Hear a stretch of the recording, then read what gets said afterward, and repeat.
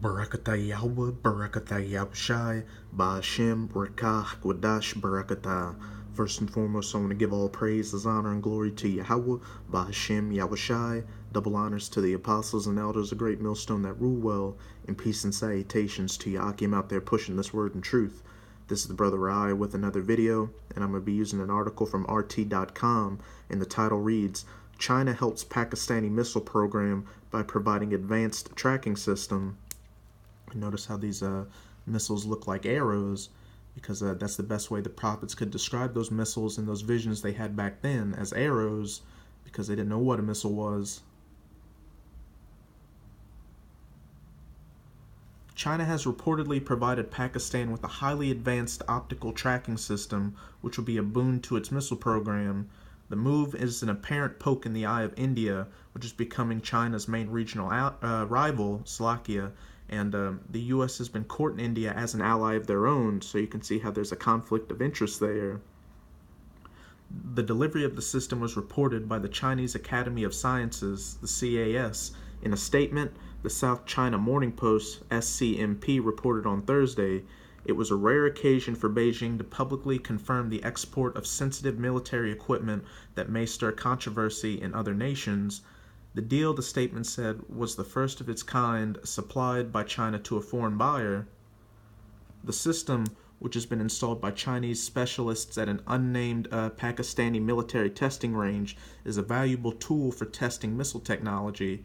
It has 4 high-resolution, high-speed cameras equipped with powerful optics, a laser ranger, and an automatic control system allowing it to track a target of interest. The camera was installed in different locations and are synchronized with atomic clocks so that footage captured by them could be timed precisely against each other. The device can be used to study in detail crucial moments of a missile deployment, like the launch process, stage separation, or a warhead engaging its target. According to the statement, the Chinese tracking system is far superior to those Pakistan has managed to develop domestically, and its performance surpassed the user's expectations. We simply gave them a pair of eyes. They can use them to look at whatever they want to see. Even the moon, told SCMP Jing Mingwei, a researcher with the CAS Institute of Optics and Electronics in Chengdu, Sichuan province, which was involved in the development of the system. And now I'm going to go to Joel chapter 2, start at verse 2. And if you want a more comprehensive breakdown of this chapter, I'd recommend going to my video titled, For Their Powers in Their Mouths and in Their Tails. Joel chapter 2, verse 2. A day of darkness and of gloominess, a day of clouds and of thick darkness, as the morning spread upon the mountains, a great people and a strong. There had not been ever the like, neither shall be any more after it, even to the years of many generations. And that great people and as strong as those nuclear missiles, because nuclear weapons have only come around very recently, and after World War III and Yahushai returns, we're going to get rid of all those nuclear missiles so there won't be any more, as it says after it. A fire devoureth before them, those nuclear-tipped warheads, and behind them a flame burneth, that destruction they leave behind. The land is as the Garden of Eden before them, which is before those nuclear missiles strike, that land is pretty pristine and there's not any destruction. And behind them a desolate wilderness. After that destruction, it's going to look like Mad Max. Yeah, and nothing shall escape them. Those nuclear missiles have a pretty big blast radius, and also there's that radiation from the nuclear fallout. Now I'm going to jump down to verse 7. They shall run like mighty men. They shall climb the wall like men of war, and they shall march every one on his ways, and they shall not break their ranks. And as we can see from that article, from this article I'm reading from, those targeting and optics systems that China's sending to Pakistan is allowing Pakistan to increase the effectiveness of their missiles, so when they do go to use them, they'll run without a hitch. But first and foremost, those missiles are going to have the spirit of Yahweh Ba'ashem Yahushai in them, guiding them so they won't mess up, and they'll hit their targets anyway, even if they didn't have those advanced targeting systems and such. Neither shall one thrust another, they shall walk every one in his path, and when they fall upon the sword, they shall not be wounded. And that sword is those anti-missile defense systems, which are going to fail because Yahweh Bashim Yahushua is going to make it to where they do fail, so those missiles hit their targets without a problem. The delivery's public disclosure may be Beijing's way to send a message to Pakistan's main enemy, India.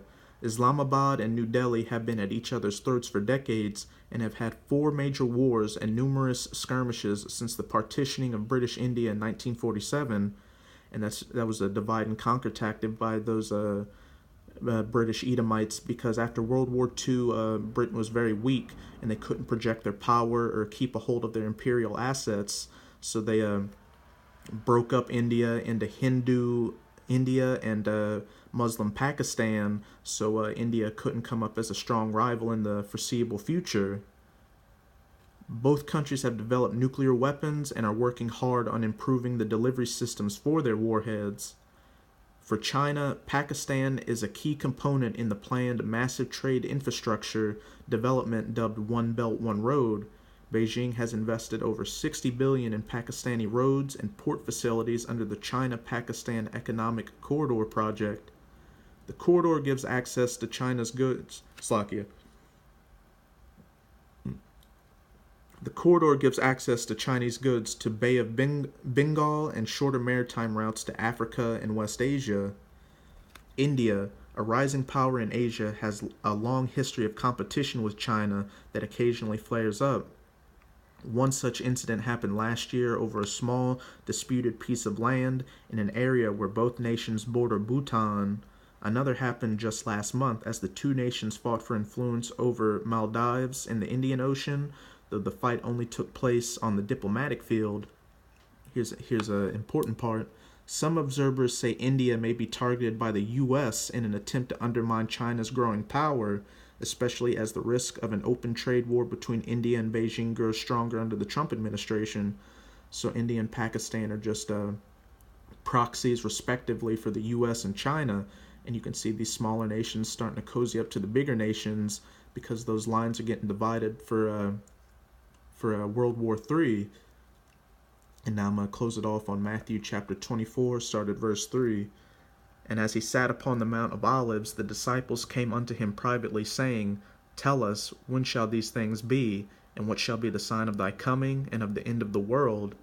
And Yahushua answered and said unto them, Take heed that no man deceive you, for many shall come in my name, saying, I am Christ, or Hamashiach, and shall deceive many. And you got a lot of those false camps out there saying that they have the 100% truth, even when they can't get the mark of the beast correctly, something as supposedly simple as that. And then you've got all these other New Age religions out there saying that so-called Jesus Christ was an ascended spiritual master and all kinds of madness like that. And ye shall hear of rumors and rumors of war, and ye shall hear of wars and rumors of wars. And you've got the Syrian civil war, for example, and you've also got Israel saying they're going to attack Syria and Iran outright. And you've also got Russia saying that they're going to retaliate against the U.S. if the U.S. does another airstrike against Syria. Rumors of wars. See that ye be not troubled, because we have this truth. For all these things must come to pass, but the end is not yet. For nation shall rise against nation, India against Pakistan, and kingdom against kingdom, the U.S. against China. There shall be famines, such as in Venezuela, and it's going to spread around the world as well. And pestilences, because you're going to have natural and man-made biological viruses released into the world that's going to kill off a lot of people in very disgusting and painful ways.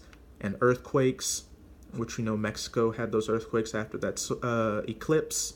And you've also got earthquakes happening all over the world right now, and as it says, in diverse places. All these are the beginning of sorrows. This is just the beginning. We haven't gotten to the nitty-gritty yet, such as martial law or those race wars or even the shooting wars of World War III.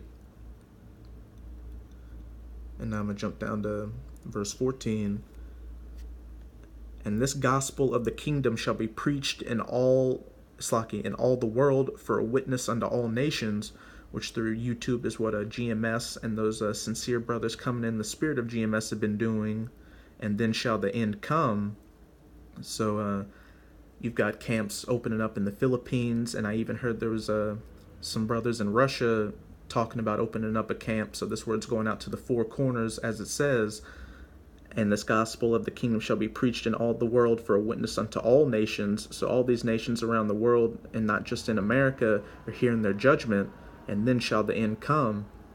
We're close to this end, brothers, so we just have to keep pushing on and get this word out there so we can hasten that ending. So with this video, I hope you brothers were edified. Until next time, Shalom.